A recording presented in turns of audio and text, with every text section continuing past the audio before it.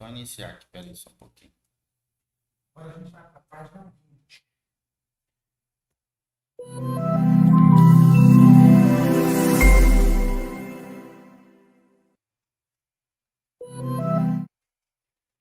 Vai.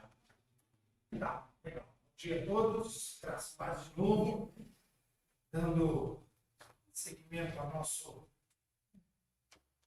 estudo da exegese do Antigo Testamento. Nós temos uma tarefa, eu acho que é a mais difícil que eu já encarei na minha vida. Minha irmã, falar dos profetas maiores em 1h30 é algo totalmente impossível. Não tem o peso, a importância desse trecho da Bíblia. A gente só começar ele em 1h30 é nada. Para vocês terem ideia, no seminário secular, no seminário normal, de currículo normal, nós estudaríamos cada livro desse. Uma aula, né? Não, num semestre. Num semestre. Os profetas maiores são diluídos ao longo dos 4 anos. Que são enormes. Exatamente. É muito bom. Se nós vamos para um seminário adventista, nós vamos estudar Daniel em 2 anos. Eles vão levar uns 2 anos. Coisa aí de umas 80 aulas para entender Daniel. Porque a gente tem que fazer tudo isso em 1h30. Mas vamos lá. Vocês não estavam, né? Então, naquela outra comigo, onde a gente começou lá Juízes, mas eu acho que daí assistiram com o pastor Irã, isso? Isso. A edição de a última, a da Max também hoje na primeira vez. Tá. E a sequência, então, a sequência da apostila tem sido livro a livro e, como foi feito hoje, 2 blocos. Os poéticos, esse que a missionária Giovanni tratou, não dá para dizer que são mais fáceis, mas são mais leves, né? Dada o assunto, os temas e o objetivo. O livro de Salmos é gigante, enorme, como ela disse, abrangente de um período cronológico grande. Só que é um inário, então é mais leve o assunto. Já o nosso tema de agora, os livros proféticos. Então, para você que lembra, que manuseia bem a Bíblia, o que é livros proféticos? Acabou aquela sequência que a missionária nos deixou. Então, ela veio até os cantares, certo? Sim. Eclesiastes, Cantares, ela só deu uma invertidazinha na ordem aqui, mas acabou o livro de Cantares. Está aqui, ó. Minha Bíblia tem Cantares, capítulo 8. Aí, quando eu viro, tem um cidadão chamado Isaías. A partir daqui até o final do Velho Testamento todo, são os livros proféticos. O nosso material aqui está bem fácil. Se você der uma olhada lá, ó, página 20, os livros proféticos. Isaías, Jeremias, aí nós temos entre parênteses um livrinho que são as Lamentações de Jeremias, que a gente vai levar junto com Isaías. Ele é um livro pequeno, poucos capítulos. Ezequiel e Daniel. Esse primeiro bloco é o que os estudiosos chamam dos profetas maiores. Eu sempre pensava os profetas maiores, eles foram os de maior importância. E os profetas menores, já me vinha a ideia assim, de um profeta que só trabalhava meio período. Meia Então, boca. ele tinha um trabalho secular, então ele não exercia o ofício profético de tempo integral. Um estagiário. Aí chamaram ele de profeta menor. Um aprendiz. Não, nada disso. Apenas para efeito de estudo, para facilitar ao longo de tanto tempo o estudo da teologia, se dividiu em profetas maiores e profetas menores. Dá uma olhada lá na sequência do nosso material, a relação de profetas menores. Olha ali, Oséias, no meio da página 20. Joel, me ajuda lá. Amós, Obadias. Você lê muito o livro de Obadias? Quem aqui gosta, lê, faz leitura devocional em casa? Jonas ainda, por conta daquela aventura, daquela história incrível que é, a gente até usa muito material para escola dominical, para ensinar crianças. É uma história maravilhosa. Miqueias, Naum, alguém sabe um versículo depois de Naum? Cita um, pelo menos. Não. Abacuque, Sofonias, Ageu. Eu já vi crente do lado perguntando, mas tem na Bíblia Ageu? Quando alguém citou no púlpito Ageu. Mas tem na Bíblia? Eu pensava que era só o meu primo que se chamava Ageu. De tão pequeno que eu vi. Ele não é menos importante, ele não é insignificante, ele é um livro pequeno, muito pequeno.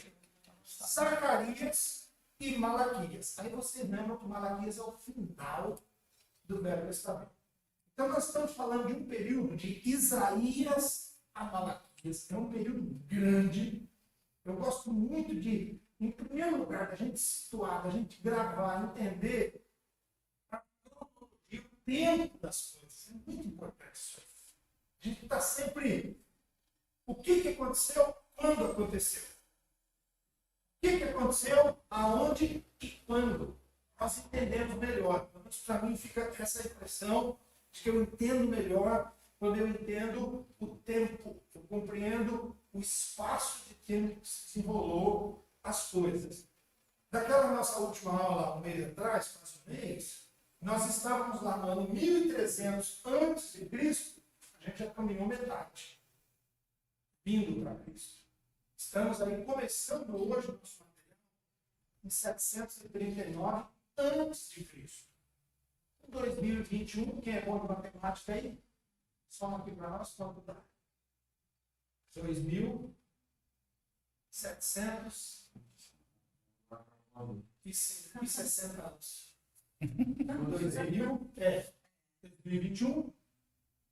2021, hoje, 24 de abril, 739. 1282. Não, é mais, é mais. Toma, não subtrai, não. Aqui é 739 antes de Cristo, nós estamos em 2001. 2021 depois de Cristo.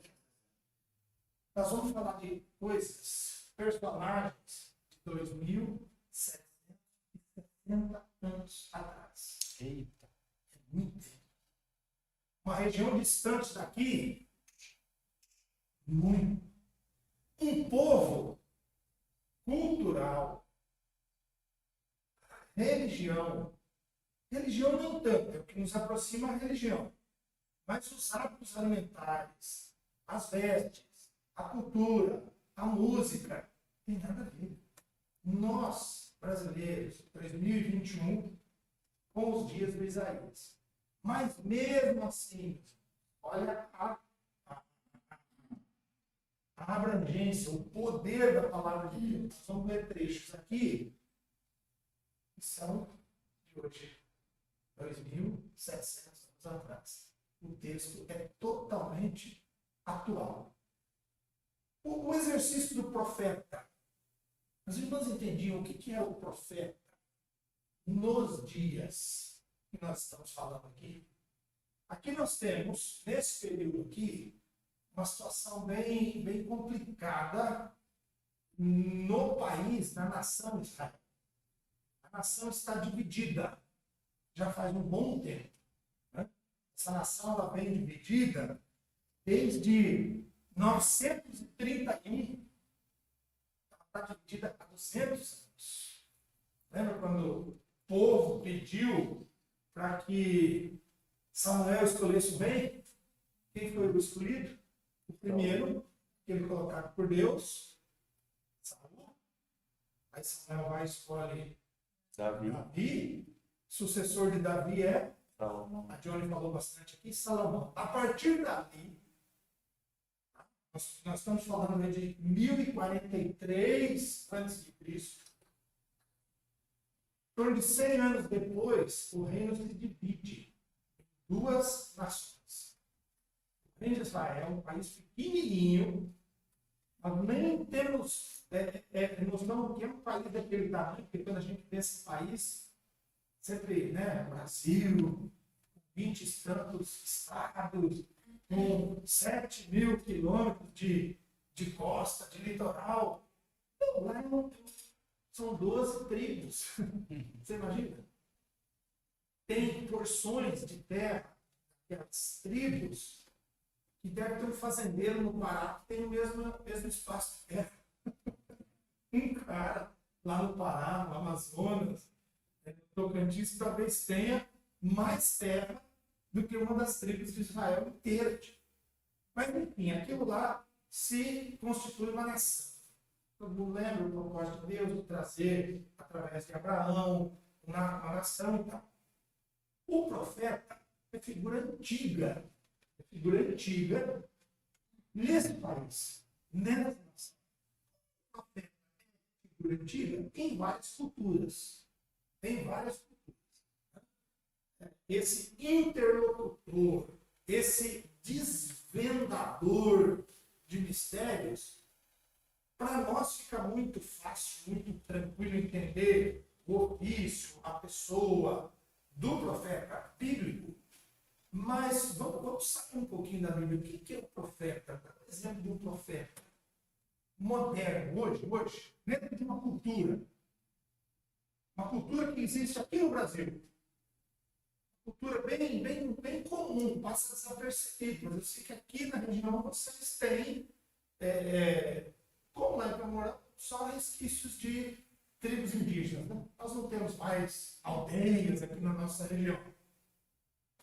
Mas dentro da cultura indígena tem um profeta. Tem. Ele tem o cidadão que desvenda o sobrenatural. Tem um nome bem legal, é o pajé. Assim, meio na brincadeira, hoje a gente fala quase que em tom de piada e tal. Mas é um estudo interessante, legal, profundo, sobre o que significa, o que é o pajé dentro da cultura indígena, é a probidade. A influência que aquele homem ou mulher tem, pouquíssimas. Mas eu já li a respeito de mulheres que são. O que é o feminino de pajé? Eu acho que não tem, né? É a pajé mesmo, né? Isso. Não é a pajé.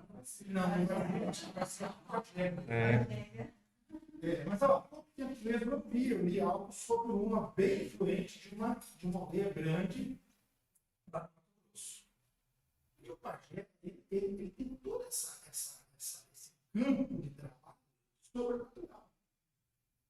De trabalhar com o místico, em muitas culturas, em muitas tribos. Ele que dá o nome à criança. Na Índia, tem um filho, eles procuram a família ali, o pai, a mãe, eles procuram rapidamente o pajé. Por quê? A ideia é que ele, já que ele é uma categoria superior, ele tem conhecimento, ele vai dar um nome interessante, profundo, que marca e principalmente que vai trazer sorte e tal. Hã? Esse que nós conhecemos aqui, que não é um pajé, é um profeta, aqui é outra.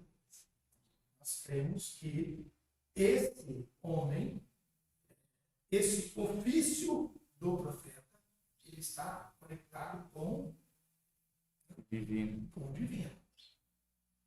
O que é o primeiro profeta que você lembra da Bíblia? O primeiro profeta.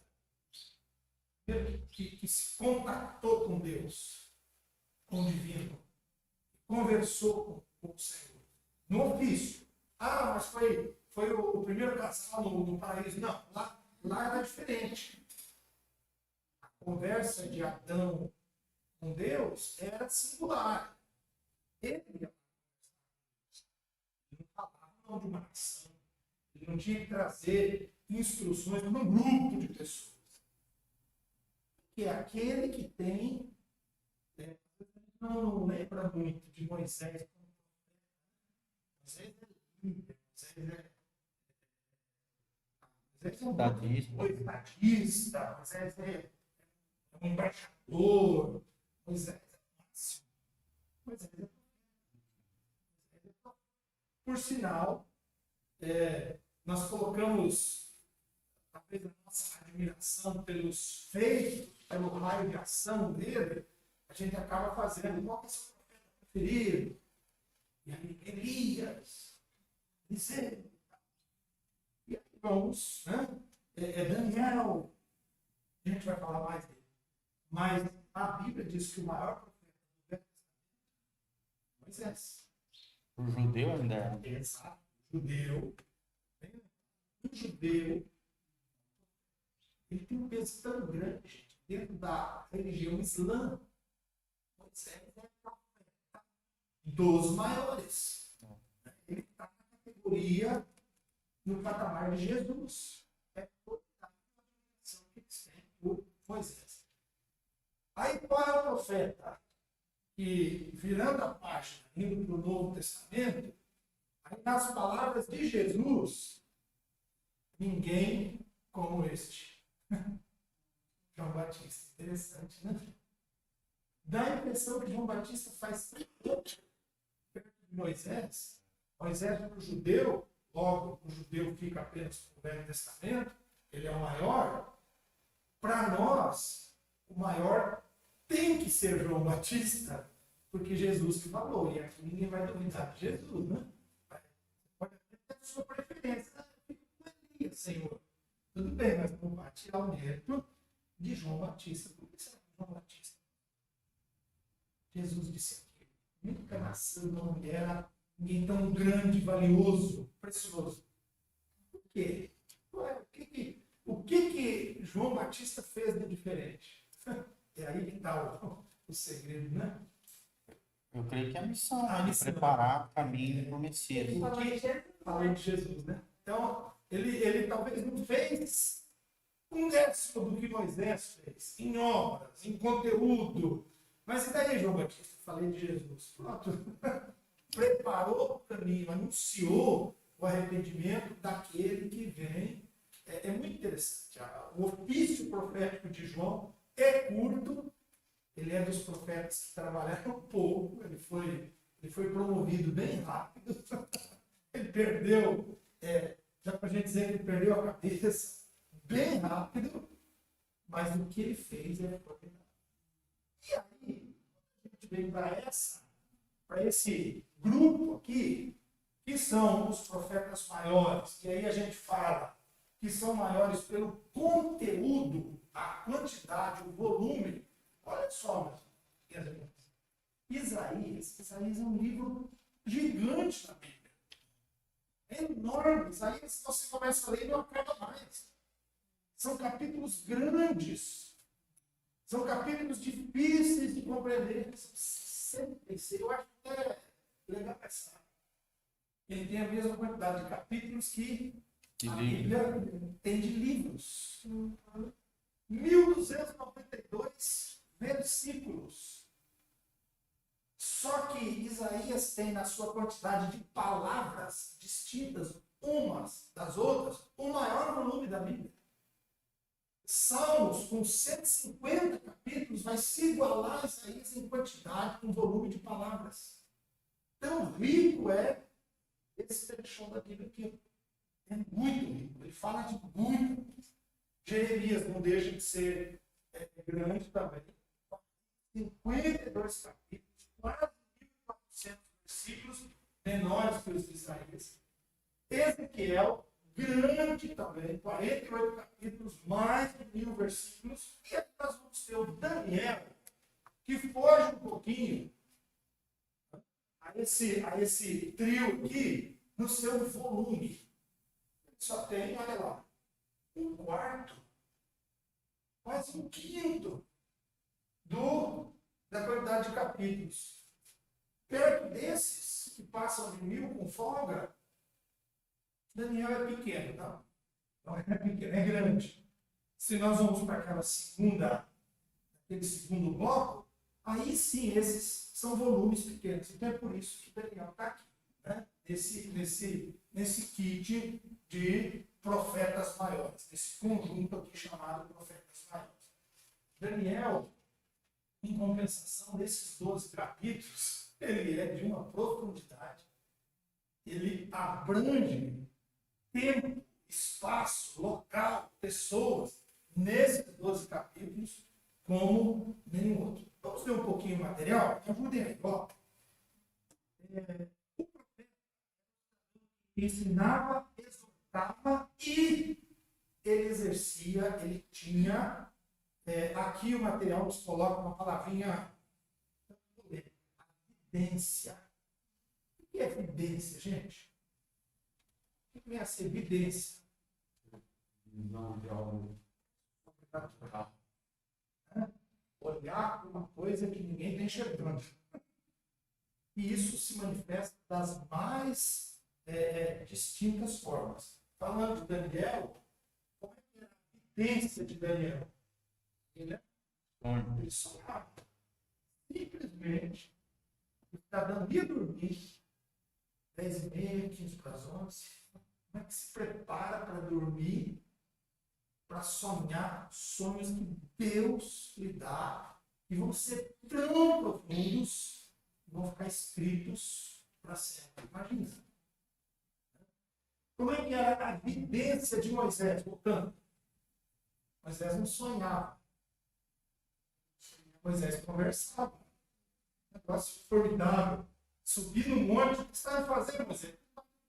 Está na hora da minha audiência com ele, eu não posso chegar atrasado, eu vou ficar lá algumas horas, alguns dias, conversando com o Criador. Imagina que coisa fantástica.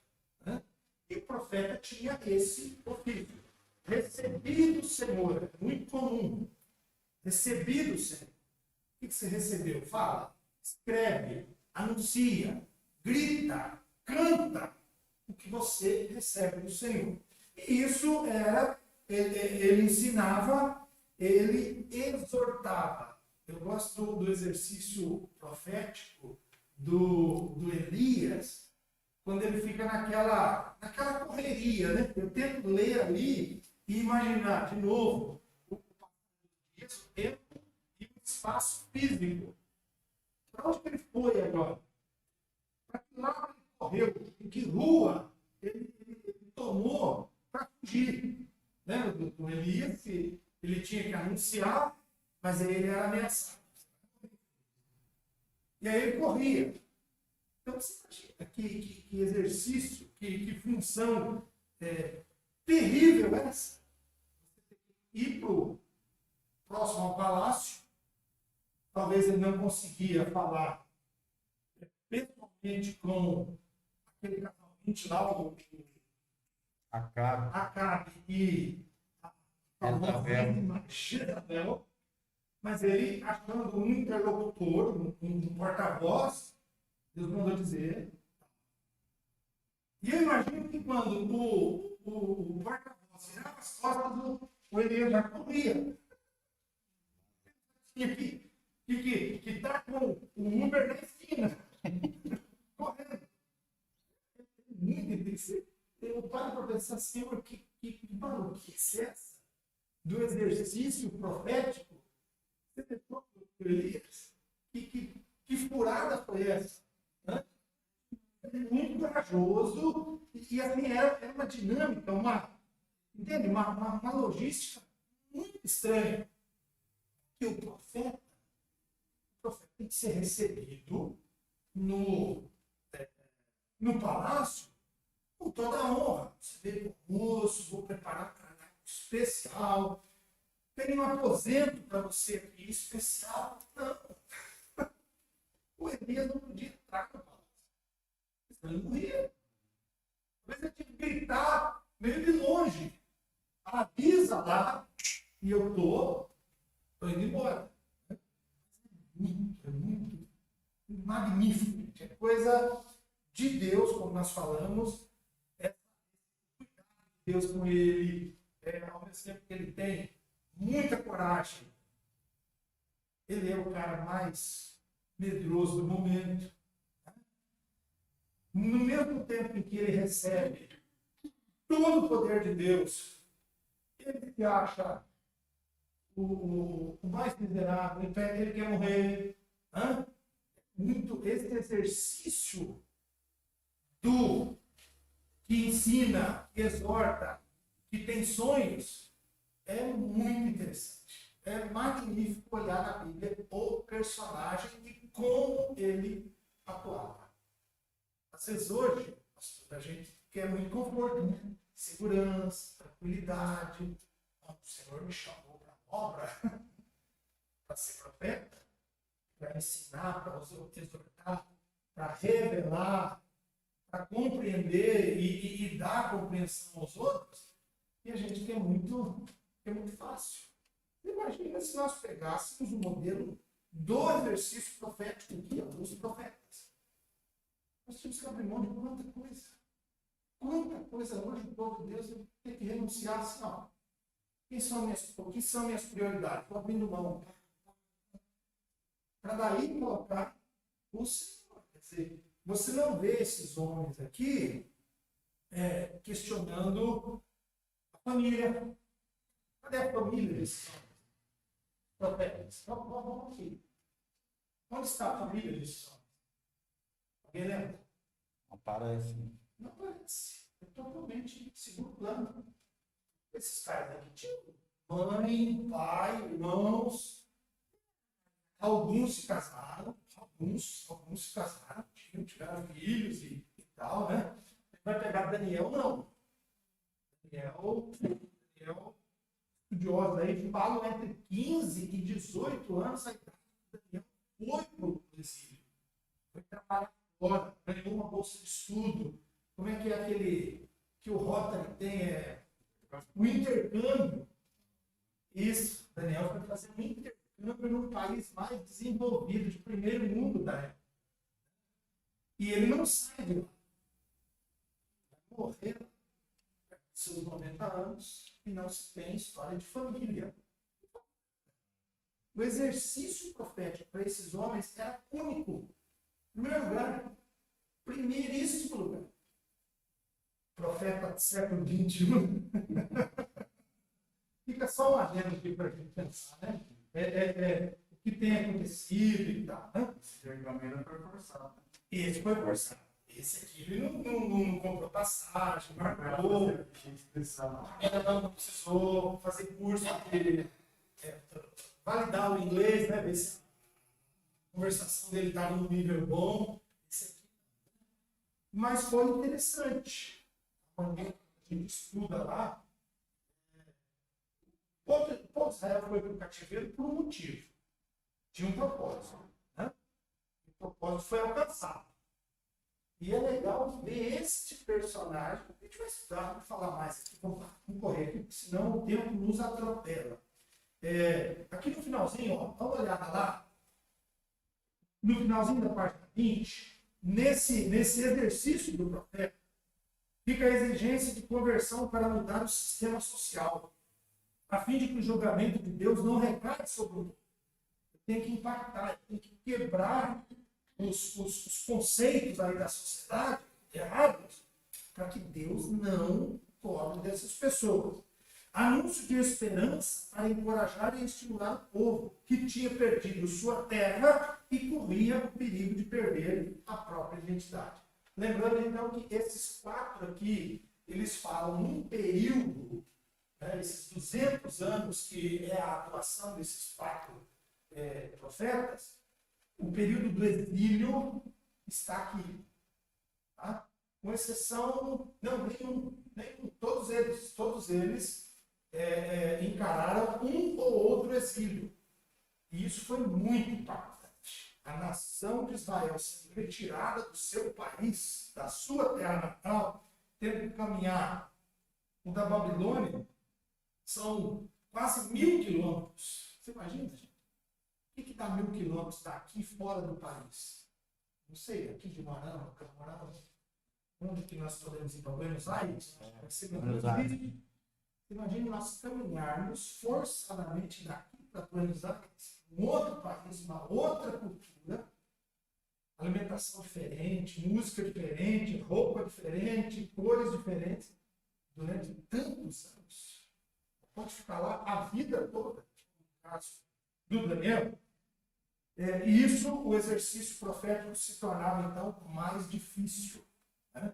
É por isso que o Jeremias, a sua profecia é em tom de choro, em tom de lamento, em tom sempre de sofrimento por conta disso. Nós vamos ler alguns trechos. Ele coloca as palavras que Deus lhe deu em tom de lamento. É isso. Por quê? Porque ele está num período que só tende a lamentar. A gente está fora de casa. É importante destacar sobre os livros proféticos e seus profetas. Haviam profetas pré-exílicos, antes do exílio, os que estavam no exílio e os pós-exílio. Né? Pré-exílicos são todos os profetas que tiveram suas atividades antes do exílio babilônico. A mensagem dele era de condenação do pecado do povo e advertência, mostrando que o julgamento de Deus estaria próximo. Quem são esses? O Isaías, né? O Isaías pega, é isso que eu queria me lembrar aquela hora. Ele pega o início do exílio. Como é bastante tempo aqui, ele começa no exílio. Então são esses: Isaías, Miqueias, Naum, Abacuque, Sofonias, Obadias e um pouco também do Jeremias. Aquela ordem que nós temos na Bíblia, lembra que ela não tem muito a ver com a ordem cronológica das coisas. Né? Então quer dizer que o Malaquias foi o último. Nem sempre. Aquela ordem, para efeito de estudo, a gente usa aquela ordem. Usando essa ordem que está na Bíblia. Mas o tempo nem sempre encaixa conforme está ali na Bíblia. Quem são os exílicos? São todos os profetas que exerceram sua atividade no exílio babilônico. Mensagem. O profeta exílico traz uma mensagem de esperança, consolo e convite ao arrependimento. O povo que estava no exílio não poderia desanimar, deixar de crer na provisão de Deus, pois Deus não tinha esquecido dele. Isaías 49, 14, Isaías, Jeremias, Ezequiel e Daniel. E os profetas a seguir o exílio são Joel, Jonas, Ageu, Zacarias e Malaquias. Todas as profecias do Antigo Testamento, que é importante, muito importante. Todas as profecias do Antigo Testamento, desse conjunto aqui de profetas, mais os profetas menores, giram em torno de 3 eixos principais. Todas já se cumpriram. Profecias messiânicas. Lembra aqui rapidinho, Isaías, Jeremias, Ezequiel e Daniel. Alguém lembra de um texto desses 4 que falou de Jesus? Profecia messiânica. Um trechinho, você não precisa saber a referência, onde está. Um versículo de um desses 4 livros proféticos que fala de Jesus.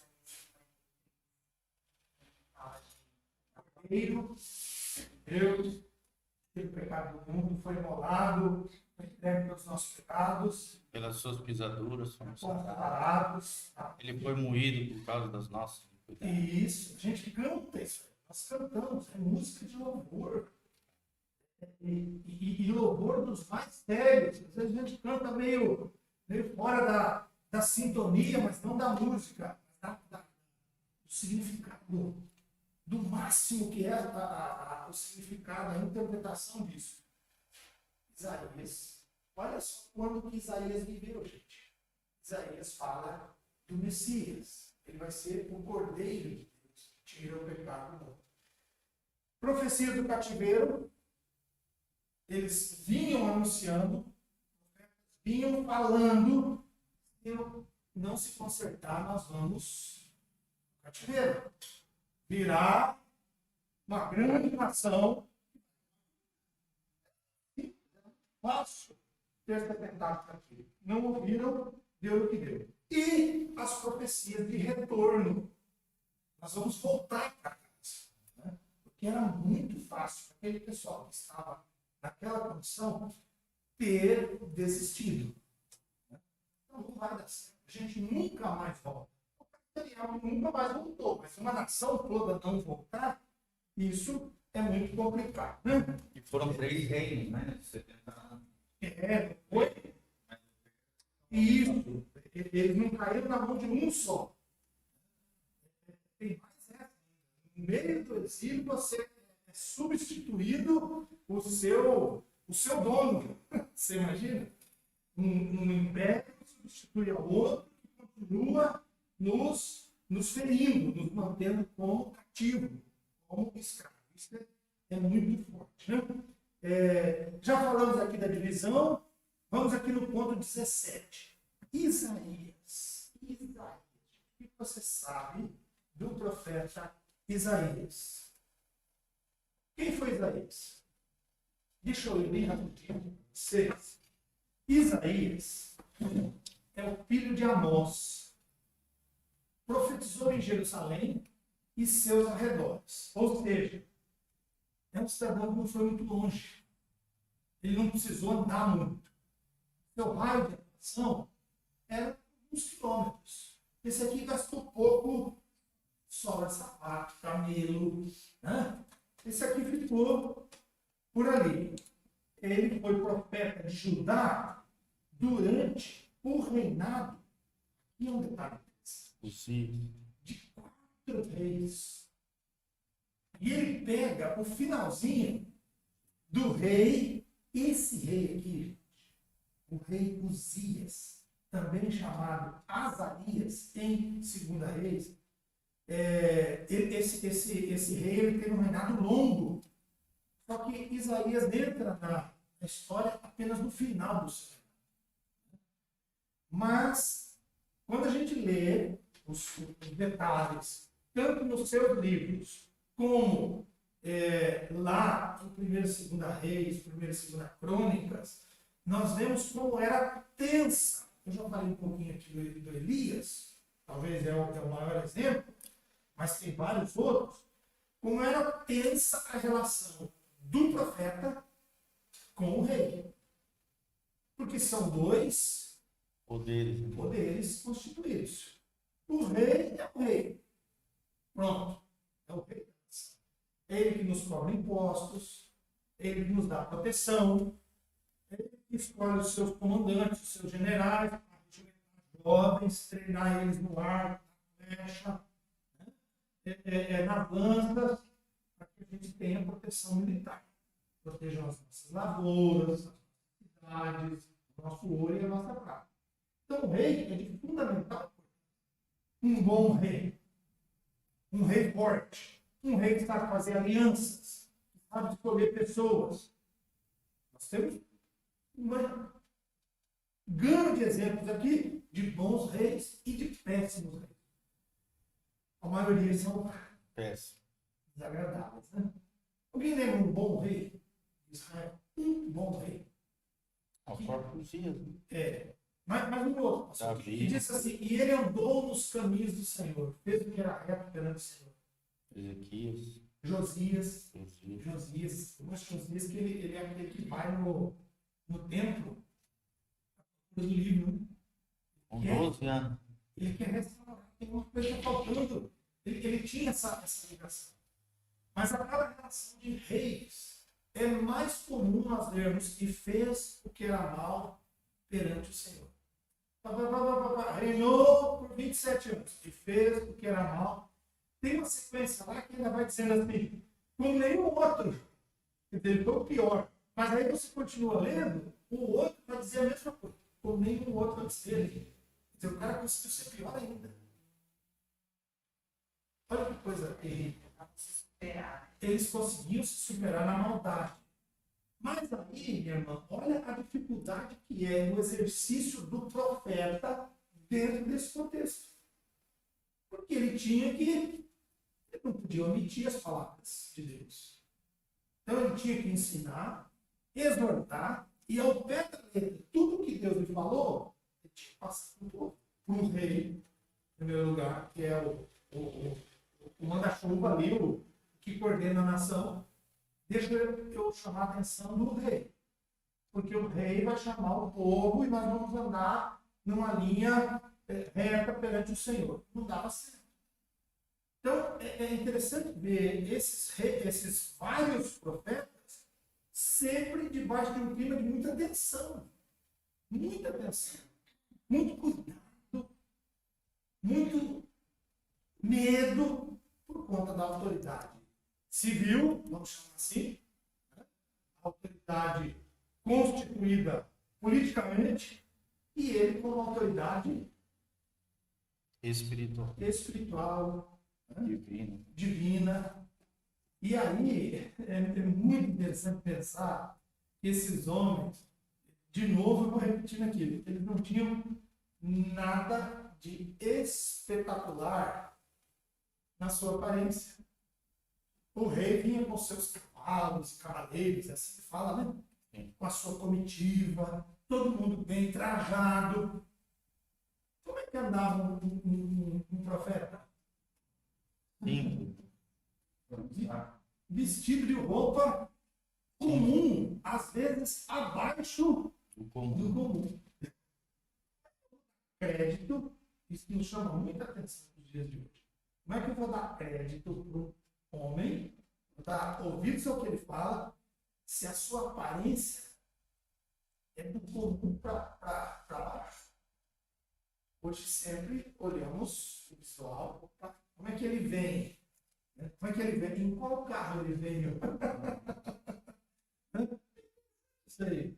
O ofício desses homens, nesse contexto, que era magnífico, nós não temos ideia do alcance, do tamanho das palavras desses homens, perto das nossas hoje, mas como eles se comportavam, onde ele comia, o que ele comia, como ele se vestia, onde ele morava e tudo mais.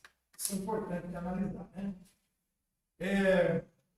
Isaías vem, olha aqui, um discípulo. Isaías vem de uma família de boa posição social, visto que Isaías tinha acesso ao rei. Uma família de nome, uma família, né? E a sua pergunta, aqui no comentário. Isaías casou-se e teve 2 filhos, que receberam nomes simbólicos. Sear Jezubê, restolho volverá. Que coisa, hein? E Mael, rápido despojo, presa segura. Quando chamado por Deus para profetizar no ano da morte do rei Uzias, 739, ele respondeu com alegre disposição, embora soubesse desde o início que seu ministério seria de ameaças e exortações infrutíferas.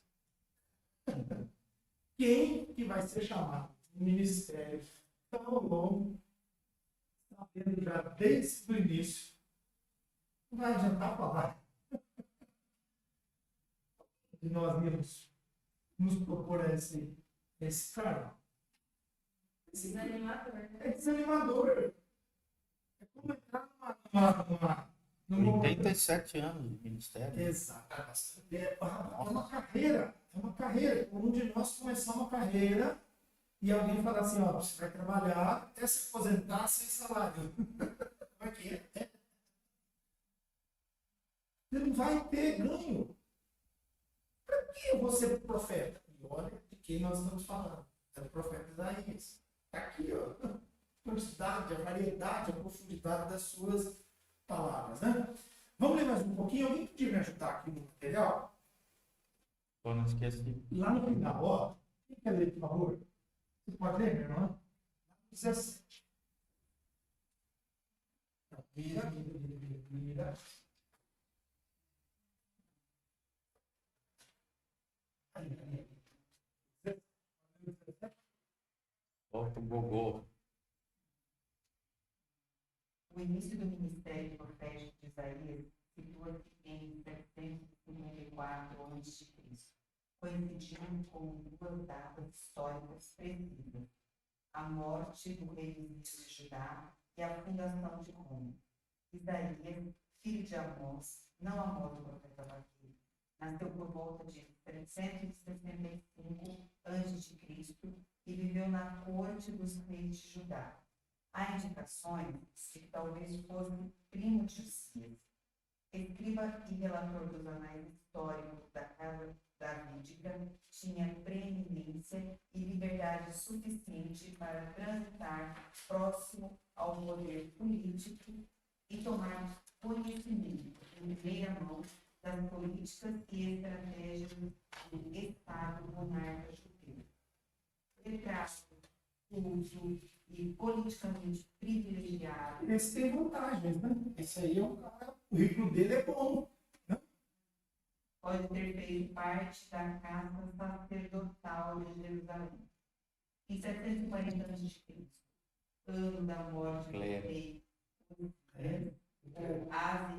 Azarias, ele recebeu sua vocação profética e exerceu seu ministério por 40 anos, numa época de crescente ameaça que a Síria fazia pesar sobre os reinos de Israel e Judá, durante os reinados de Jotão, Acaz e Ezequias, e provavelmente também durante seus últimos 8 anos de vida, sob a opressão maligna do reinado de Manassés, que mandou cerrar Isaías ao meio quando o profeta tinha 92 anos de idade, segundo um livro apócrifo do século I depois de Cristo. Isso. Legal, né?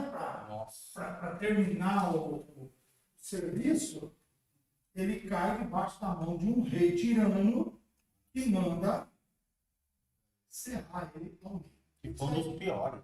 Isso aí foi um fim maravilhoso para o profeta, que tem o volume, a densidade, o tamanho, o peso que é Isaías. Olha só que coisa. Volto a repetir, exercício pastoral nesses dias era muito estranho do que a gente tem em mente hoje. É uma coisa totalmente fora. Não tem. Ninguém vai, eu vou começar um tempo, um período. Se estão te falando que você vai ficar 37, 40 anos, não vai dar em nada. Ninguém vai fazer isso. Tá? Tá maluco? Vai dar resultado. Exatamente. E olha só, estamos falando do profeta Isaías, certo? Profecias, eu acho que a gente tem que correr um pouquinho aqui. Profecias referente a Judá e Jerusalém, capítulos 1 a 12. Profecias de juízo sobre nações hostis, capítulos 13 a 23. Profecias de juízo de âmbito mundial, outros países, 24 a 27. Profecias de juízo e misericórdia, 28 a 35. Profecias de redenção do povo de Israel. Invasão e libertação de Judá, capítulo 35. Profecia do cativeiro na Babilônia, Isaías 39, 1 a 8. Libertação do cativeiro. O mesmo profeta que vai avisar para nós que vão ficar um bom tempo no cativeiro, já prevê que vamos sair do cativeiro. Redenção pela glória, pelo sofrimento e sacrifício, 49, 57, e a glória futura do domínio universal de Deus, capítulo 58, até o final do livro 66. Nós tínhamos que ler, gente, mas não vai dar tempo para a gente ler. Como eu falei, nós tínhamos que ler um capítulo por capítulo desse, e esmiuçando, e achando ligações interessantes, e contrapontos e pontos, e contemporizar com o nosso tempo. Mas não dá, para aí. Né? Jeremias. Quem é Jeremias? O que você lembra do Jeremias? Falando assim rapidamente. Isso. Sinônimo. É o bullying que ele sofreu a vida toda. Né? O Jeremias, desde a pré-escola. Se alguém olhasse para ele, não sei se alguém que já viu assim, um menino, uma menina assim, só olhar, ele começa. Só olhar, ele já enche o olho d'água e está fazendo aquela cara de choro. A Johnny falou que eu tenho que exemplificar. Hoje lá no lar minha uma menina de 10 anos, né? E ela é bem peralta, é bem sapeca, né? Pronta bastante. Então ela todo dia. E o choro dela é ele está sempre bravo comigo. Louco e tal. Chega dizendo, mostrando o rosto, estou esperando a bronca. Mas foi interessante que essa semana ela estava bem tranquila. Aí, uma outra cuidadora falou, uma benção. Mas eles fizeram lá no parquinho lá uma arte com o brinquedo. O brinquedo fez alguma coisa e ela já desceu de lá dizendo, tia, vai para o circo que não foi eu. Foi outro, eu não estava lá, porque ele vai brigar comigo antes de todo mundo. Então, já assume a casa de Jeremias, assumia só uma comparaçãozinha aqui. Mas Jeremias, a força da sua profecia em palavras nos dá essa definição até meio pejorativa, né? A ideia que a gente tem é de quem chora, sofre, quem sofre deve, quem deve tinha que resolver, tem algum é fraco, exatamente, o choro às vezes não é isso. Não tem os livros de poesias da nossa literatura secular, de escritores aí modernos, difere do outro. Um tem uma veia mais romântica ao extremo, consegue escrever um livro inteiro achando beleza, singularidade numa coisas mais simples do dia a dia. O outro já tem uma escrita mais dura, assim, né? Rebuscada, você tem que ler, voltar, reler. Não é nada romântico. Ele passou por cima da rosa, pisou nela e seguiu em frente. O outro autor teria feito um capítulo inteiro daquela rosa que foi achada no chão. Não é assim? As profecias também. A gente sempre tem que lembrar a palavra de Deus escritas ao peso da caneta do autor. Nós vamos falar isso com os alunos no seminário. Palavra de Deus, sem dúvida. Mas nos escritos de Paulo, você analisa, você lê, você extrai das letras o peso do temperamento, da rapidez do Paulo, da eloquência do Paulo. O que mais? Características que Paulo tinha. Erudição, né? Oi? Erudição. A erudição. Intelectualidade. Isso. A maneira como ele primeiro responde para fazer a pergunta, a retórica dele é muito boa. Ele pergunta para ele mesmo responder, ele é didático. Então, todo o conteúdo de Paulo é inspirado por ele? Sim ou não? Sim. Mas está ali o Paulo escrevendo. Deus usando o Paulo, suas características, seu conhecimento, a sua fluidez. Eu imagino que o Paulo, que nós lemos, escrito, é um sermão a noite toda. Que a gente teria prazer em ouvir ele 4, 5 horas. Sem dia amanhecer. Daquele jeito que está escrito, ele fala. Dinâmico, instrutivo, ensina, maravilhoso. Que tem o seu temperamento. Não. Motivo. melancólico, exatamente. Que pega uma solução, uma situação uma situação triste e faz daquilo o drama. Mas a palavra é de Deus. Tem que sempre lembrar disso, certo? O significado do nome é incerto. Existiram duas teses. Yahvé exalta, Yahvé é sublime. O pai de Jeremias, Ilquias, não era o sumo sacerdote que levava este nome da linhagem de Eleazar. Provavelmente era da linhagem de Itamar. Possivelmente descendeu de Abiatar, chefe dos levitas em Jerusalém, na época do rei Davi, que foi desterrado por Anatote, por Salomão. Jeremias era pesquisador e historiador, além de profeta. Acreditava-se que tenha sido ele o autor do livro que leva seu nome e, possivelmente, os 2 livros de Reis. Tem escrito adicionando-lhe relatos da Natã e Gade. É a história dos reis de Judá e Israel, desde Davi até a casa de Josafá, num período de 118 a 125 anos. Abrangendo a história de ambos os reinos, Judá e Israel, desde o ponto em que os livros de Samuel a deixaram. A atividade profética, na última linha, de Jeremias, se iniciou entre os anos de 626 e 627 a.C., quando ele ainda era jovem. Razão pela qual teria demonstrado receio ao assumir tal tarefa.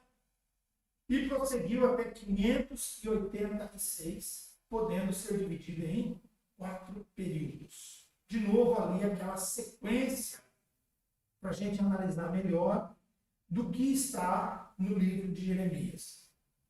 Primeiro período, 627 a 609, Josias, depois Joaquim, Sedecias e o 4º período, a queda de Jerusalém. Certo? Essa é a maneira de se estudar os períodos dentro do trabalho profético de Jeremias. A mensagem de Jeremias. Politicamente, como vimos, o profeta perdeu.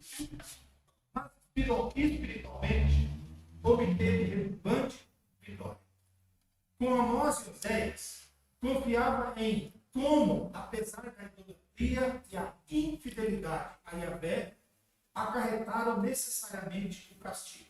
Israel e Judá não seriam destituídos definitivamente da graça de Deus. Com esses profetas, comungava também na fé que o exílio como disciplina seria não totalmente trágico, mas uma experiência corretiva. Então ele chora, ele lamenta, mas também ele traz esperança de que o exílio é período passageiro. Vai acontecer. O Estado como Estado estava condenado. Mas a fé em Yahvé e a fé de Yahvé no seu povo escolhido permaneceriam e sobreviveriam àquele choque crucial. Então, é de lamento, é sentimental, mas também ele traz vitória. Certo? Eu acho que aqui nós temos que... Alguém quer ler rapidinho aqui a mensagem de Jeremias? Não, né? Vamos passar à frente? Vira a página lá, por favor, para nós darmos uma pincelada em Lamentações. Tem que ser bem rápido aqui. Lamentações é curto, são apenas 5 capítulos. Tá? Eu nem coloquei aqui o resumo, mas vamos apenas pontuar. Capítulo 1. O que tem Lamentações de Jeremias no capítulo 1? O material aqui nos fornece um entre aspas ali, formidável. Um hino político funerário. O que seria um hino político funerário? Um de Lamentações. Quer dizer, é cantar uma música a nível nacional. Gente morreu. Qual seria o refrão dessa música? Está todo mundo frito, está todo mundo frito, está todo mundo perdido, todo mundo perdido. Então, imagina como é que é a posição de um profeta que tem isso na sua mensagem. É muito triste para quem vai ouvir. É muito triste. Para hoje, a gente já faz uma análise e coloca ele como chorão, como aquele que lamenta, aquele que vive remoendo. Imagina para aqueles dias. O baque que não era para as pessoas ouvirem. Né? Apresentam Jerusalém como mulher privada de seu marido e de seus filhos, da qual foi-se toda a sua glória. O famoso capítulo 1, versículo 6. Por causa de melancolia permanente. Assim foi que muitos anos depois, uma moeda romana, que comemorava a destruição dessa mesma cidade, por Tito, em 70 depois de Cristo, representava como uma mulher assentada debaixo de uma palmeira e trazia a inscrição Judaea Capta. Ela, a quem coubera tão gloriosa herança de uma religião espiritual e profética, fora agora levada a um estado de total desolação por causa da multidão das suas prevaricações. Isso é muito forte. É muito forte essas palavras aqui. Horrores da fome, capítulo 2. Crianças inocentes, mulheres entristecidas, silêncio forçado, tristeza. Capítulo 3, uma chamada à conversão. Mesmo no lamento, o profeta nunca vai esquecer esse detalhe. Mostra o problema, a consequência do problema, mas traz a saída, a solução. Né? Isso tem que ficar claro na palavra profética. 4, capítulo 4, página 25. Os profetas e sacerdotes que haviam falhado, não proclamando a verdadeira palavra de Deus, estavam envolvidos numa temível vingança. Eram tratados como leprosos. Haviam fugido da cidade. Até mesmo os pagãos foram solicitados que não lhes dessem abrigo, pois eram homens culpados. Né? O profeta, o sacerdote, que não falou. Ele foge, se esconde. E por último, embora este capítulo 5, apelo por misericórdia, embora este capítulo conte com 22 versículos, está em falta o arranjo acróstico. Todo mundo lembra o que é o acróstico, né? Não lembra? Aquela maneira do judeu escrever uma palavra, né? Quem consegue fazer um bem rapidinho, só para a gente lembrar e trazer à memória a importância disso, o escrito. Os salmos são escritos dessa maneira, é fácil de visualizar, decorar, né? Quem consegue fazer um acróstico aqui de amor? Amor, A-M-O-R. A de afeto, M de isso. Mãos. Misericórdia. E o coração. E o R, retidão. Pronto, fizemos uma brincadeirinha de um acróstico que, se colocado em tábuas, em pergaminhos, escrito numa pedra. Faz isso um dia que você vê. Já brinquei também com os alunos. Cola no papel na porta do banheiro, se você passa sempre a palavra-chave com as suas, né, que derivou dela, e inculca na gente, voltando, lembrando da cuca da Dione aqui, aquilo grava mesmo, gente. É fácil de ser dito para eles, escrever um capítulo inteiro, um salmo inteiro. Umas letras. Oi? Faz umas letras, né? Isso. O início da mesma. Isso, ser parte daquilo ali, né? E isso traz facilidade. A gente está falando de uma época, quanto? 2.700 e tantos anos, onde a escrita, a leitura, o guardar o que foi escrito, era raríssimo. Era pouquíssimo. Então, se eu escrevo aquilo e ensino para as crianças, isso aqui quer dizer isso, eles inculcam, né? Pela tradução, né? Ela se perde. Os salmos mesmo, quando você vai lá para os originais, é coisa linda, assim. Mas aí nas traduções, eles se perderam. É claro que fica a beleza da sequência. O Senhor é o meu pastor, nada me faltará, me faz toda. Mas ele escrito, como é que ele encaixava tão bem, né? Era um artista que fazia aquilo. Tinha uma veia muito, muito inspirada para fazer aquilo. De novo, a gente repete a palavra de Deus sendo usada na habilidade humana para colocar com poesia, com cântico, como exortação, um lamento, mas é a palavra de Deus usada na Bíblia. Professor, o senhor acredita no código da Bíblia? Intriga. Todo aluno no seminário pergunta isso aí, né? A Bíblia tem algo assim que não se decifrou, né? Sim. Que se encaixa de um jeito que para nós é Misterioso. misterioso. Eu acredito nos vários códigos da Bíblia. A Bíblia é cheia de códigos. E palavras vivas que pulsam daqui, que temos até livre interpretação. Ao longo do tempo, quantas heresias foram tiradas de uma frase, de um versículo, de um trecho, deslocadas e apontadas para a direção errada. É um código. Eu acredito. Não aquele código místico, que inacessível, que ainda vai levar mais séculos para ser desvendado. Mas ela é cheia de códigos. E todo letramento é um código. É um código. Imagina esse escrito por tanta gente, quando Deus respeita essas pessoas, no sentido disso que a gente está falando, do seu jeito de escrever, ao longo de tanto tempo. E está aqui, nós estamos vendo agora os profetas menores, esses 4 grandes, o alvo deles é um só, gente. Resumindo, o que esses 4 falaram? Se tiver que resumir numa frase: exortar o povo ao arrependimento. Pronto. Só que daí tem tanta coisa. A gente vai chegar em Daniel agora que nós tínhamos que passar a tarde, voltar até só no Daniel. De tanto código que tem no Daniel.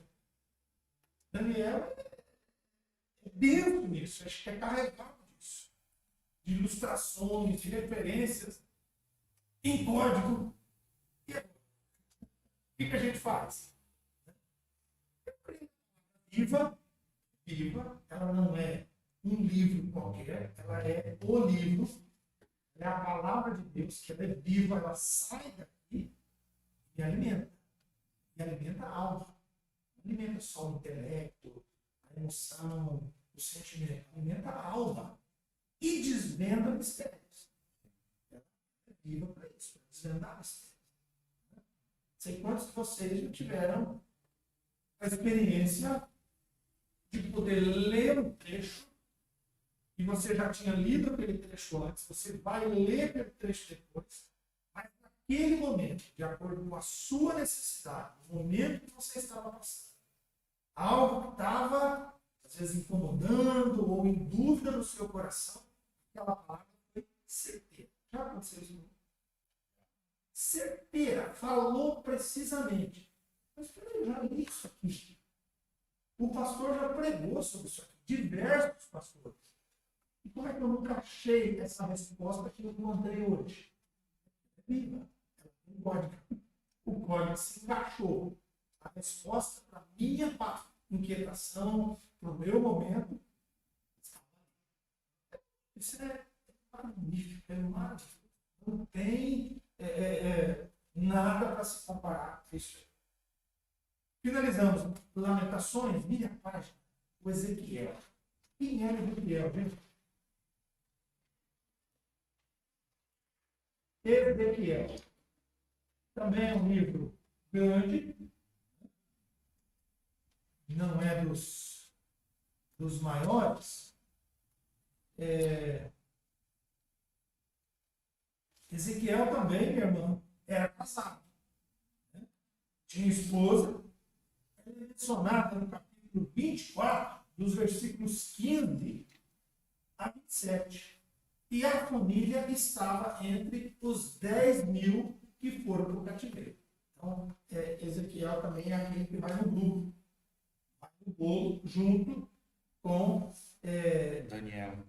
Daniel. Grupo grande. O autor recebe o chamado para profetizar em 593 na Babilônia, lá, durante o 5º ano do cativeiro do rei Jeoaquim.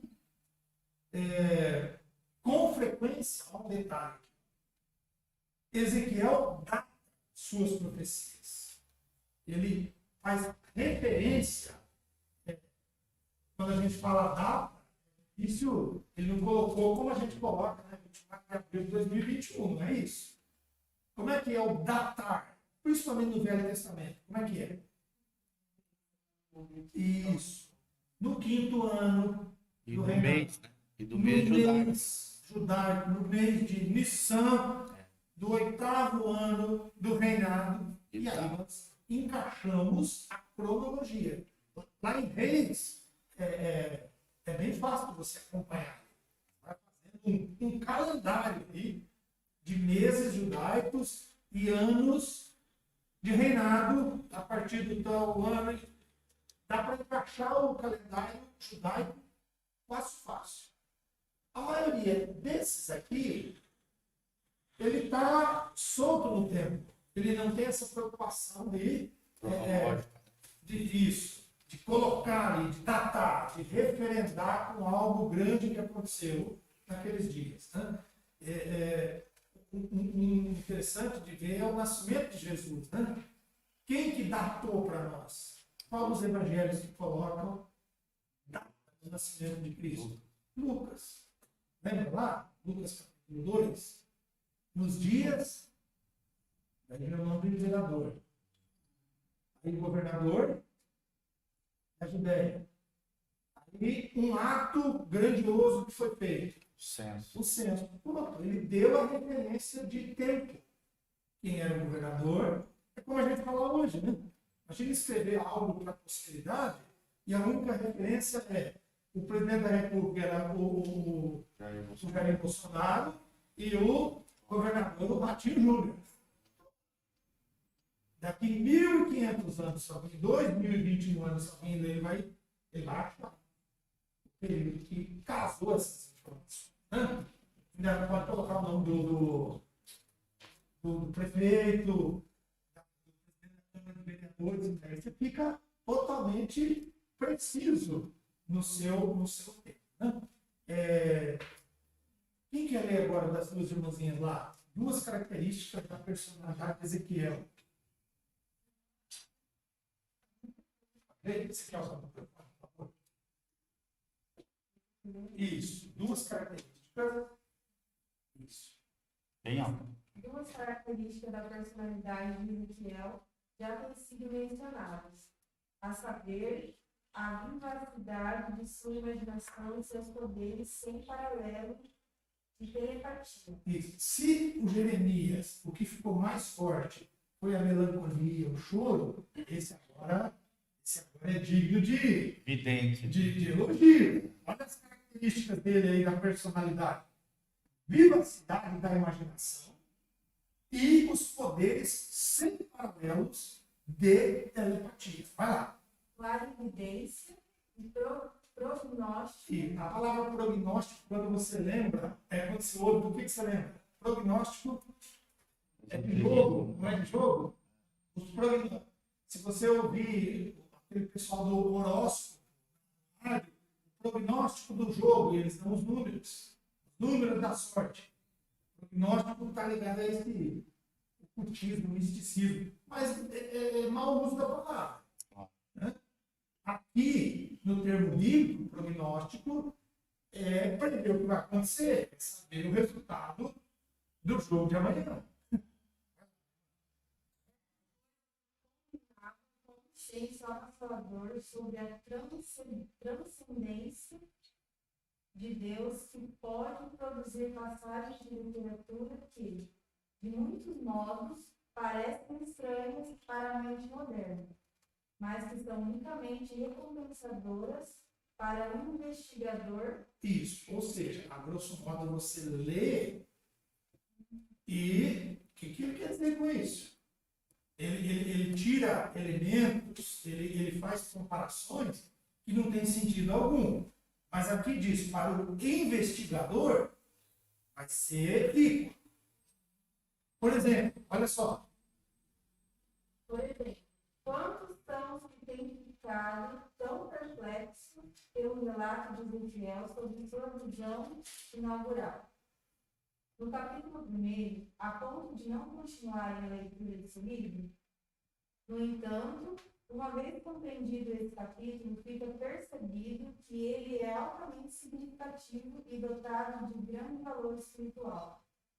Como os próprios judeus reconheciam. Isso, até aí. Eu quero ler para vocês rapidinho, para daí você continuar no próximo, certas direções, o capítulo 1 que ele faz referência. É importante para a gente ter ideia da riqueza disso que você leu, Nuances. isso, do grandioso que é. Olha o capítulo 1, gente. Capítulo 1 de Ezequiel. Aconteceu no 30º ano, no 5º dia do 4º mês. Bom, ele deu a data. Estando eu no meio dos exilados, junto ao rio Quebar, se abriram os céus e eu tive visões de Deus. Toda essa informação está no versículo 1 do capítulo 1 de Ezequiel. O lugar, as visões, o que ele estava fazendo, ele era exilado, as visões, indelidade de colher de chá para nós ainda, tinha um mil. Nem precisava, mas tinha um mil. No 5º dia do referido mês, no 5º ano de cativeiro do rei Jeoaquim, veio expressamente a palavra do Senhor Ezequiel, filho de Buzi, o sacerdote na terra dos caldeus, junto ao rio Quebar, e ali esteve sobre ele a mão do Senhor. Olhei e eis que um vento tempestuoso vinha do norte, em uma grande nuvem, com fogo, a revolver-se e resplendor ao redor dela. E no meio disso, uma coisa como metal brilhante que saía do meio do fogo. Todo mundo prestou atenção nos detalhes? Eu vou repetir bem rápido, e daí algumas das irmãs, a gente pode pintar naquele quadro lá. Tá. Vamos deixar um cantinho aqui. Uma das irmãs se habilita a desenhar o que eu vou ler bem rapidinho aqui. Um vento tempestuoso vindo do norte, uma grande nuvem, fogo a revolver-se, resplendor ao redor dela. Vai ali, ó. Pinta aí na sua mente. E no meio disso, uma coisa como metal brilhante que saía do meio do fogo. Captou? Imagina se a gente tivesse que fazer um desenho disso para passar na foto. Que coisa maluca que nem essa aí, gente. Isso aqui, a gente tem que ler e dar para aquele cara lá de Hollywood, lá o Spielberg. Spielberg cria alguma coisa, pega uns 50 milhões de dólares, tudo lá é uma fortuna, né? E faz um filme, e pelo menos por uns 5, 10 segundos, a gente vai ter um pouquinho do que era a visão de Ezequiel. Que coisa louca que esse cara não ia criar no céu, assim. Sabe aqueles filmes? Eu leio isso aqui, o Spielberg tirou daqui. E tem coisa que ele tirou daqui mesmo. O bom judeu que ele tirou daqui. É muito esperto. Muito, muito legal. Do meio dessa nuvem saía a semelhança de 4 seres viventes, cuja aparência era esta. Tinham a semelhança de homem. Cada um tinha 4 rostos. Como é que é agora? Ou será que seriam 4 na mesma cabeça ou 4 cabeças? Como também 4 asas, como joia. 2 menores, 2 maiores. As 2 da frente, dianteiras, 2 traseiras. Será que é isso? Ou seriam, ao contrário, 2 grandes asas na frente, com 2 atrás, que coordenam a direção? Eu estou pensando num avião, né? As suas pernas eram direitas, a planta de cujos pés era como a de um bezerro, e luzia como o brilho de bronze polido. Debaixo das asas tinham mãos de homem. Aos 4 lados, assim, todos os 4 tinham rostos e asas. Estas se uniam uma na outra, não se viravam quando iam. Cada qual andava para a sua frente. A forma de seus rostos era como de homem, à direita. Os 4 tinham rosto de leão à esquerda, rosto de boi e também rosto de águia. Todos os 4. Assim eram os seus rostos. Conseguiu imaginar? É muita loucura esse negócio. Quem vai perguntar o que esse Ezequiel tomou? Com seres viventes. Ser vivo, seres viventes. Vivo, Forma vivo. de pessoa? Exatamente, como ele está dizendo aqui, forma de homem. Só que daí você viu a quantidade de outros Elemento. elementos que ele adquiriu, asas, 4 Talvez ele quis dizer que o homem, em sua multiforme, no homem tem todas essas características. Que significa águia, é a significa o cavalo, outro, boi, todas as características que o homem tem. é a força, né? Exato. Força, a perspicácia. Não, mas provavelmente ali, na verdade, simbolicamente, é uma referência de Jesus, né? Isso. O mesmo ser vivente de Apocalipse. E as características do Messias. Gente, viu, nós somos muito rasinho. Não adianta. Nós vamos ficar 6 meses aqui só no livro de Ezequiel. É muito profundo. E lembrando que Jesus era homem. E é homem. Né? Aham. O que tu falou também tem razão. Só que ele tem tudo mais que nós não temos. Então, esse simbolismo de Ezequiel e de Daniel é formidável você ler e dizer assim, eu não entendi nada. Como seres viventes de Jesus. Isso, exatamente. São símbolos de Jesus. Sim. Pode ser que sejam animais reais, alguns acreditam que pode ser, ou são apenas animais simbólicos, metáforas, alegorias sobre a pessoa de Jesus. Como se eu falasse, nossa, ele é forte como um touro. Olha, ele enxerga bem como uma água. Nesse sentido. O judeu faz muito isso. Né? Como é que é essa figura de linguagem? Alegoria, Alegoria. E ainda ele escreve hipérbole, hipérbole. que é o exagero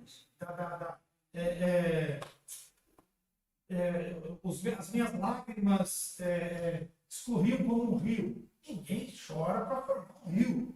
Mas o salmista, ele nessa. Desculpa. Ele exagera nessa colocação para dizer que lágrimas formam um rio para ficar bonito. É uma linguagem Figurativa, figurativa. que o leitor vai captar. Poxa, esse cara chorou a É um noite tipo toda. de linguagem. Ele chorou a noite toda. Formou um rio? Não. Mas o que vai dar é uma toalha, ficar molhado no chão. Mas a ideia passou de que ele chorou a noite toda. Ele chorou demais. Me secaram as lágrimas. Por meio. E assim, a Bíblia tem muito disso. O pensamento é riquíssimo nisso. Né? O detalhe da profecia dessa turma aqui, gente, é que tem essas figuras de linguagem, tem essas hipérboles, mas tem toda a verdade no meio. Então, o que é figura de linguagem? O que é exagero? E o que é a precisão do personagem que ele está falando? Do tempo que vai acontecer isso. Aí é muito estudo, é muito cuidado, muita especulação em cima disso. Sim. Quando a gente vai para o livro de Daniel, tem livros de 500 páginas que o cidadão disseca Daniel de um jeito, você fica bobo naquilo. E no final das 500 páginas, o autor ainda tem a coragem de dizer que esse é um breve resumo Na minha opinião, em palavras bem simples, assim, é claro que ele coloca muito mais requinte no livro, mas em palavras simples ele quer dizer, eu só escrevi um pouquinho do que é o livro de Daniel, porque é muito bom. A gente podia, nesse trecho aqui, olha aí, já deu conversa, e ficar, e tentar desvendar. Agora imagina para quê? E a gente sabe que tem profecias que foram escritas naquela época, mas não são para aquela época. E agora? Mas ele passou isso pro povo, o povo devia ficar doido. Boiando, igual a gente fica hoje. Você imagina naquela época. Esse profeta está. Ele está passando mal. E eu imagino como é nós, hoje, vamos ser simples. Nós recebemos a profética hoje, mas que não é do nosso tempo. Você imagina alguém nos ensinando, nos exortando, lendo a palavra de Deus, na sua meditação, mas ele falando de coisas daqui a 70 anos. Porque ele está no comecinho do exílio. O exílio vai durar 70 anos. Aqui, ele falou aqui, né? O quinto tem 75. Ninguém nem sabia quanto tempo ainda teria. A gente viu agora, durante a pandemia, alguns exercíciozinhos de profecia. Né? Você viu aí uma turma que andou. Umas profetadas. Umas profetadas. A gente chama assim, né? Profetada. Vai morrer tanto, vai ser assim, vai passar um mês tal, vai continuar dando. Tudo especulação. Mas imagina você ouvir hoje coisa séria, coisa correta, mas isso só vai acontecer daqui a 50 anos. É muito. Eu fiquei imaginando o porquê que eles recebiam e o povo não ia passar por aquilo. Era só para ficar na história. Fica registrado. para nós. Fala meio. Mas e se a gente for, vamos pular agora para o final do curso? Vamos para o Apocalipse. Tem coisa lá que é para o nosso dia, para o nosso tempo. Sim. Você imagina o João escrevendo há 2000 anos atrás? Alguém ia dizer isso aí. Se bem que a crença, ele é tão magnífico, como ele não data, ela não tinha validade para aquele dia. E lê-se no ano 100, está se cumprindo isso aí. Alguns já estão se cumprindo sempre, desde o início. Aí tem coisas que a gente sabe que é agora, está se cumprindo agora. No nosso tempo, no nosso século, que importante que nós somos, cumprir profecia, sempre se cumpriu profecia, em todas as épocas. Mas, isso não invalida de maneira alguma. Ele foi escrito há 2000 anos, foi se cumprindo e está se cumprindo hoje e ainda vai levar mais. Especula aí, pastor. Dá a sua completada para gente, vai. Mas quanto tempo? Para concluir tudo. O Senhor voltar. Pelo menos 7.000 anos.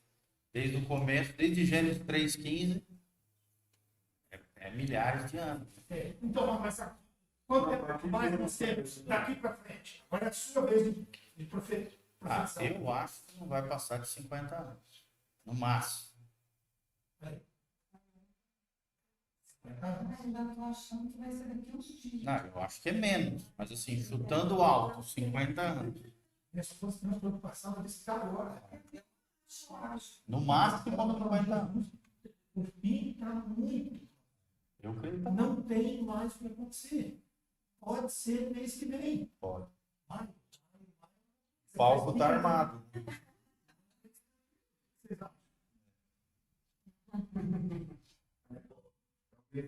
Alguns creem que a gente já está vivendo. Isso. Então vamos Alguns deixar creem que a gente já está no meio, a gente já está no princípio de dores, por causa da pandemia. Exato. Vocês viram agora, principalmente agora, né? Segunda onda, a quantidade de grávidas sendo acometidas do vírus e morrendo e a criança ficando. Vocês viram quantas? E agora, essa semana, eu ouvi no rádio lá, o Ministério, a Organização Mundial de Saúde publicou um artigo, alguma coisa assim, onde ele recomenda que mulheres evitem a gravidez gravidez nesse período de pandemia. Interessante, não é? Conhecimento secular, gente secular, que não é a Bíblia, ou que quando lê, para fazer pouco caso, não é com esse intuito que nós lemos a Bíblia, dizendo que não é para ficar grávida. Por quê? Porque sabe que se ficar grávida agora é complicado. E o que a Bíblia diz dos últimos dias? Ela tem Ai das grávidas. Isso, eu ia falar assim, ela tem uma palavrinha curtíssima, mas muito forte para as grávidas. Então nós estamos no período de cumprimento de profecias. Os 50 anos que ele falou, pode ser. Eu falei no máximo. Você acha que Eu é acho muito que é- mais de 50? Eu acho que é menos. Você imagina? Semana passada, no começo da semana, a NASA divulgou um vídeo que um navio na Califórnia, não sei onde foi, estão já danificados. E aí, sempre quando aparece isso, ninguém dá muita ênfase. E eu vi esse. Respondendo, ele fica colocando em quartos planos. E eles Falou assim, não, realmente, é um objeto não identificado, a gente confirma a veracidade dos vídeos, e começou a dar mais ênfase agora nessa questão. então, já no céu. É, né? Vamos lá, vamos. Ezequiel é isso. Ezequiel foi o pioneiro de um movimento de pensamento que estavam destinados a se desenvolverem como características do judaísmo posterior. Foi o primeiro a declarar com clareza dogmática a verdade da responsabilidade individual. Mediante a frequência de suas visões e a natureza da ênfase de muitas de suas afirmações, especialmente mediante suas profecias concernentes a Gog e o reino futuro, ele moldou um tipo de profecia que, no tempo devido, conduziu ao movimento e Daniel. Pois é, Ezequiel, pois, é a ponte entre a profecia e o Apocalipse. Além disso, devido ao seu treinamento sacerdotal, ele se sentia naturalmente mais interessado na adoração do que no evangelismo. Tá? Por último, o profeta Daniel. Vamos concluir aqui. Daniel, gente. Esse aqui é meu preferido. Esse aqui é o menor deles. Vendo as mas ele é muito bom. Esse cidadão deixa a gente de orelha em pé. Esse aqui, minha irmã, é para a gente ler e fazer como você fez, questionar por que ele escreveu isso aqui. Por que ele deixou dessa maneira? Por que ele usa estes elementos? O que ele quer dizer com isso? O livro de Daniel é um produto do exílio, foi escrito por ele próprio. Pode-se notar que Daniel fala na primeira pessoa. Interessante. Assevera que as revelações foram feitas a ele. Ele é o objeto da profecia e o profeta que passa em primeira pessoa. Entretanto, visto entretanto que esse livro forma uma unidade, segue-se que o autor da segunda porção, capítulos 7 a 12, deve também ter composto a primeira, capítulos 1 a 6. Ele meio que se divide em assuntos. Já vamos ver isso aqui. O segundo capítulo, por exemplo, preparatório para os capítulos 7 e 8. Que dificuldade. Por que esse pessoal não pegou o 7 e o 8 e não colocou no 2 e no 3? Já que um é preparatório, o 7 e 8. Já começa aí, meu irmão. Por que alguém escreve o capítulo 1 como ponto de partida para o 7 e para o 8? Por que não encaixaram melhor? É mistério. Não vamos perder tempo com isso. Que desenvolvem seu conteúdo de modo mais completo e claramente o pressuposto. As ideias do livro refletem um ponto de vista básico a essa unidade literária, que tem sido reconhecida por eruditos de diferentes escolas do pensamento. O livro de Daniel reflete ambientes babilônicos e persas. As alegações, objeções históricas que estão discutidas no comentário não são realmente válidas. Finalmente, uma aprovação indireta à autenticidade do livro parece encontrar-se nas seguintes passagens do Novo Testamento. Mateus 10, Mateus 16 e assim por diante. Propósito do livro: ensinar a verdade. Embora o povo de Deus esteja escravizado em uma nação pagã, o próprio Deus é seu soberano e aquele que, em última análise, tanto dos indivíduos como das nações. Essa verdade é ensinada por meio de um rico uso de símbolos, olha aí, e comparações. O motivo dessa característica se encontra no fato de que as revelações feitas a Daniel tiveram a forma de visão. Daniel sonhava? Daniel sonhou? Sim. Também. Sonhou e aquilo aparecia como uma visão. O livro de Daniel, pois, pode assim ser chamado de obra apocalíptica, mas se eleva muito acima dos apocalipses pós-canônicos. A única obra que pode ser comparada com justiça é o Apocalipse que nós conhecemos do Novo Testamento. Daniel exibe as qualidades de um livro verdadeiramente profético e suas comparações são usadas tendo em vista o propósito didático. Vamos lá, rapidinho aqui, ó. 1-6. A cidade da Babilônia e sua influência. O sonho do rei Nabucodonosor, capítulo 2. A visão dos 4 animais, capítulo 7. E tem aquele pulo lá que eu falei. A visão do carneiro e o bode. As 70 semanas de Daniel.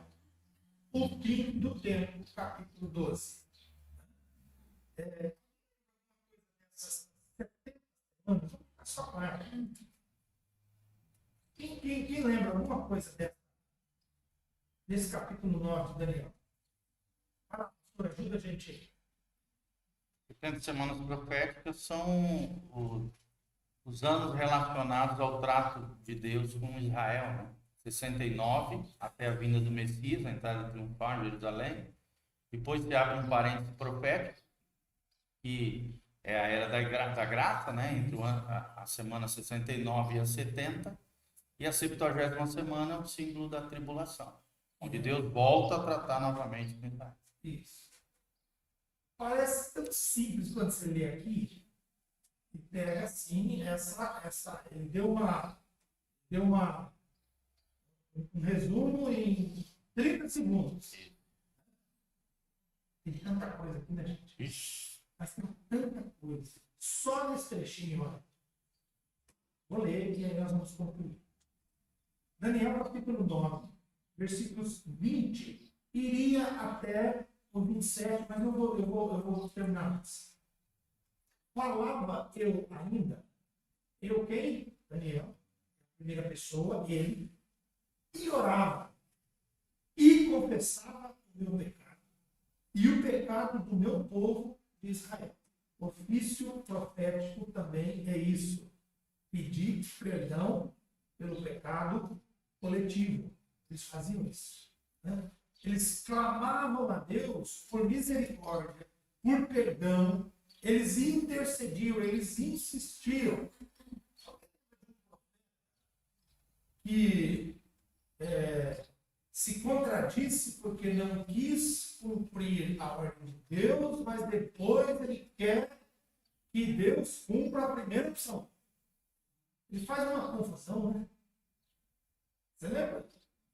É para Jonas fazer o quê? Jonas era o profeta. Vai e prega. Mas ele não quer pregar para ninguém. Ele vai embora. Aí Deus vem destruir ninguém. E o que ele faz? Ele intercede. Mas ele não queria nem pregar. Então, o profeta, olha como a instabilidade emocional, espiritual do Jonas, nós não levamos em conta aqui. Vou deixar para uma outra oportunidade. Mas olha como é o ofício profético. Como ele pede. Ontem eu não queria. Hoje eu quero. Ontem eu não queria de jeito nenhum pregar para aquele povo. Hoje eu não quero que o Senhor destrua eles. Dá uma chance. Posso ir lá? É muito estranho. É muito. difícil esse ofício. Daniel orava, confessava o seu próprio pecado e o pecado do povo. Lançava a minha súplica perante a face do Senhor, meu Deus, pelo monte santo do meu Deus. Falava ainda no coração. Então, ele não estava expressando verbalmente, ele não estava saindo voz, ele estava meditando. Quando o homem Gabriel, quem que é o homem Gabriel? O anjo que eu tinha observado na minha visão ao princípio, veio rapidamente voando e me tocou a hora do sacrifício da tarde. A hora do sacrifício da tarde tem horário lá. Que referência maravilhosa. Né? Ele diz o que ele estava fazendo. O anjo, que ele chama pelo nome, que vem e me toca na hora da oração. Ele queria instruir-me, falou comigo e disse: Daniel, agora sai para fazer-te entender o sentido. No princípio das tuas súplicas saiu a ordem, e eu vim para te declarar, porque és muito amado. Considera, pois, a coisa e entende a visão. Bem detalhado, não, anjo, né? Presta atenção. Eu gostei que ele chama, ele dá um elogio ali para o Daniel. Ele diz que o Daniel é bom ouvir isso aí de um anjo, né? Um anjo daquela hierarquia ali, não é qualquer elogio, né? Presta atenção. Né? 70 semanas estão determinadas sobre o teu povo, sobre a tua santa cidade, para fazer cessar a transgressão, para dar fim aos pecados, para expiar a iniquidade, para trazer a justiça, para selar a visão e a profecia. 70 semanas significam 70 anos. É simples. Essa aqui tem muita coisa e tal, mas para o Daniel, opa, captei a mensagem. É isso aqui que eu queria ouvir e passar para o meu povo. É isso aqui que eu queria ouvir e entender. Presta atenção, Daniel. Ela é muito complexa, mas não tem que levantar tantos questionamentos assim. Não precisa perdermos como é que vocês lidam com o Apocalipse? Você. Como é que vocês lidam com o Apocalipse? Não chegou ainda, está bem longe. Com as profecias, com o milênio, com tudo aquilo com aquele simbologismo todo que há. Te preocupa, meu? O Apocalipse? Sim. Porque como é só os meus queridos. A preocupação profetiza, então, né? Com quem está ao redor. Né? Essa era a preocupação. Eu estou vindo, mas eu tenho que chamar atenção aos meus, aos colegas, aos parentes, aos próximos. Você. Eu fico um pouco em dúvida do que já aconteceu em Apocalipse e o que falta acontecer. Eu tenho Essa dúvida. Se muita coisa já aconteceu, e o que ainda falta acontecer dentro do papel? Eu acredito que muita coisa já aconteceu. Já aconteceu. Tem coisa acontecendo e coisa que vai acontecer. Exatamente. Essa ordem aí está certinha. Eu fico também imaginando essa questão de o que já aconteceu, o que falta para acontecer, isso me traz muita curiosidade. Verdade. Curiosidade. Gostei desse termo. Curiosidade. Eu lancei preocupação. Curiosidade é interessante. O que ainda falta acontecer? Queria que as pessoas aprendessem mais. Eu vejo que é muito raso que as pessoas sabem. E elas veem aquilo que, igual eu falo para as crianças, falam assim, quanto mais a gente aprende, mais difícil de ser enganado. Até brinco, por exemplo, mas às vezes é assim, o senhor está errado, porque você já aprendeu. Você sabe a verdade. Agora, quando a gente vai ler a Bíblia, Aí, qualquer pessoa que sabe um pouquinho mais, se quiser te enganar, te engana, você vai falar. Já foi um que fala, já foi e não que vai ver a cor com a Bíblia. Eu penso que se a gente detém conhecimento, a gente, de fato, a gente tem que passar para todas as pessoas que estão ao nosso redor, né? Então, quanto mais a gente tem conhecimento, o que estiver do nosso lado, E é a a nossa grande navegação. maioria acha que, não, isso ia acontecer. É claro, você temos Os anos, né? Uma coisa que diga, pastor João, você tem aí, Eu creio no Apocalipse, né? Entendo que é um livro que tem o seu simbolismo em algumas partes, mas também tem um aspecto literal, né? Profético, coisas do passado, do presente e que ainda hão de acontecer. Então a gente tem que ter esse discernimento para discernir os dias que nós estamos vivendo, a história que a humanidade já vivenciou e o perfil profético que ainda há de desenrolar na nossa frente. E daí a importância do Apocalipse, em conjunto com Daniel. isso, São dois livros que caminham lado a lado, paralelos. se estuda esse, é bom ir lá para o outro e fazer a ligação Isso. dos dois, né? E Ezequiel também, né? Algumas partes de Ezequiel faz um link, um exemplo foi isso que a gente falou dos 4 seres viventes. Né? Isso. Ezequiel, Daniel e Apocalipse. A nossa preocupação, eu fico com a sua fala, que ela tem que estar nos preocupando por conta daqueles que não ouviram falar de Jesus, daqueles que não querem nada de Jesus. Ouvem sempre de Jesus, mas estão fazendo abrindo mão, relevando, deixando para mais tarde, preferindo outras coisas, porque sabe que se vem para Jesus, eles precisam renunciar a algumas coisas que lhes dão prazer, então isso eu não vou renunciar agora, que sabe mais tarde. Eu me casar, velho e tal. E aí eu venho para Jesus. E daí eu vou pensar em Apocalipse. Então, preocupação é nesse sentido. E você falou do que já aconteceu, está acontecendo e tal. Fecha com o que ele também diz. A necessidade de mais conhecimento. É estar sempre estudando. Mas estudando, não para que nos inquiete. Porque eu vejo pessoas estudando Apocalipse ficando com medo, ficando inquieto, assustado, abismado. O que é errado. Exatamente. Não é o propósito. Isso. Tem gente, tem cristão estudando, lendo Apocalipse e achando que o mundo está acabando hoje. E se o mundo estiver acabando hoje também, meus irmãos? Daqui a pouco. Daqui a pouco a gente se vê de novo. Então não nos deve preocupar nesse sentido. Mas achar o significado do estudo é interessante. E eu gostei da tua colocação, que é a curiosidade. Essa é legal. Pensar nisso, né?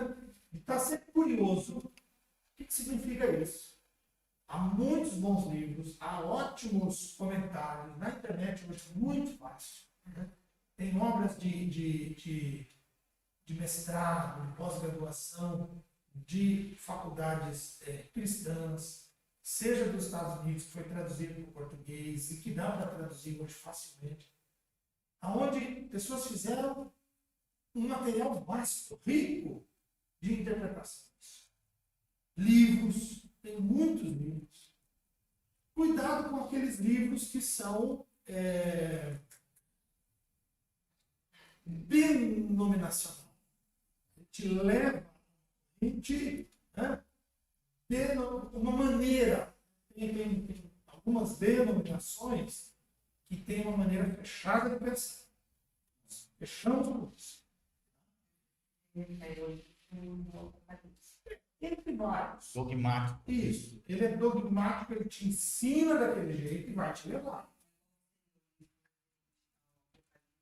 seria um livro que não tem. Eu não lembro agora um nome, assim, um nome específico. Posso providenciar. Manual de Escatologia, do Dwight Pentecost. Talvez seja a obra mais completa sobre esse assunto. 767 páginas. É duas Bíblias quase. Isso, é bem rasinho, assim, uma leitura boa para ir dormir. Na verdade, é uma tese de doutorado Exatamente isso. de um grande teólogo norte-americano, pastor do Seminário Teológico Batista de Dallas. É Manual de Escatologia. Dwight Pentecost. Dwight. DWIGHT espaço Pentecost. Sem E no final. Então, tem várias teses mesmo. Eu já vi várias teses que dá para pesquisar. Algumas até nem foram publicadas, não virou livro, mas está lá no PDF. E tem, ele trata de um capítulo desse aqui com 20, 30, 40, 50 páginas. E ele diferenda. E o que é legal é isso, ele traz várias referências de vários autores e coloca todas as abordagens. Isso. E depois ele dá o posicionamento dele. Eu acho que esse aqui é o mais... E na tese fica legal, porque na tese ele é obrigado a fazer isso. Senão... Então, eu li alguns que tem lá 5, 6 linhas de comentário e ele precisou encher o resto da página inteira de referências. É fulano que falou isso, as citações bíblicas todinhas, tem que colocar uma. Ele bota a citação. Isso. E aí fica com peso.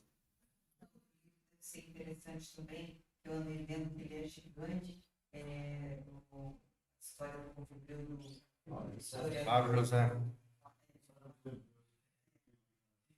Só que é diferente, eu tenho também. Só que é diferente, é mais uma narrativa histórica.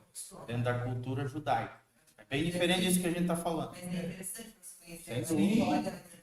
Um livro extra-bíblico excelente. Excelente. Que é uma literatura paralela à Bíblia. Desde a época de Abraão até o ano 90 depois de Cristo. Você imagina que legal você caminhando junto numa literatura e comparando com a Bíblia. Sim. E encaixando as datas. Eu gosto muito de fazer isso. As épocas, onde eles estavam, para onde eles foram, o que eles plantaram, o que eles escolhiam. É muito legal. Meus irmãos, Deus abençoe a cada um de vocês. Infelizmente, nosso tempo foi, né? Passou um pouquinho. Não tem problema. Fica computado. Né? Nós precisávamos ter muito mais tempo. Principalmente Daniel, não dá. Leia mais comentários. Pesquise mais, a Bíblia, Bíblias de estudo, Bíblias comentadas.